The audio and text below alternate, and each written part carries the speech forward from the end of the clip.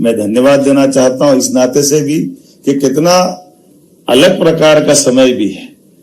थोड़ा अटपटा जरूर लगेगा, मैं किसी विषय से इतरने जा रहा हूं, लेकिन इसी इंदौर की नगरी का एक फैसला सुप्रीम कोर्ट से होता है साहबानो प्रकरण का, और कहीं प्रजातंत्र में एक छोटा सा दाग लगता, धब्बा लगता है।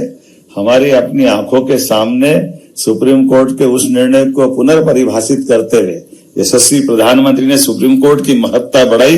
ये हमारे लिए वर्तमान का न्याय का पथ वाकई गौरवान्वित होने वाला है। और एक और बात, जिस विषय को लेकर के समाज के अंदर अलग अलग प्रकार की धाराएं बहती थी और एक विषय ज्वलंत विषय को टालने की जो परंपरा थी, उस टालने की परंपरा के बजाय सीना ठोक करके फैसला देना और दिए गए फैसले को लागू कराना और लागू करा करके दुनिया के अंदर भारत के प्रजातंत्र का मान बढ़ाना, अयोध्या जैसा फैसला भी करके सुप्रीम कोर्ट ने करके दिखाया। हम सबका सौभाग्य है। मैं बधाई देना चाहता हूं इस डायस को। जब हम संगोष्ठी की बात करते हैं तो हमको कमोवेश इन सारी तरफ से अपनी सारी बातों को विचार करते हुए इस विचार यात्रा को आगे बढ़ाने का मौका मिलता है।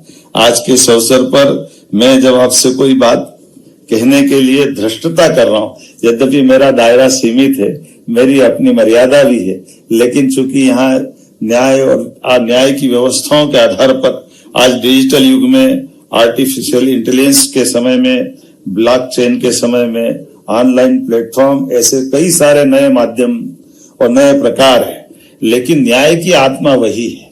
न्याय की आत्मा बदलने वाली नहीं है। समानता, पारदर्शिता और विनम्रता और समय पे न्याय की प्राप्ति, इसकी दरकार सदैव रहेगी। मेरी अपनी ओर से पुनः सबका वंदन, अभिनंदन, बहुत बहुत धन्यवाद।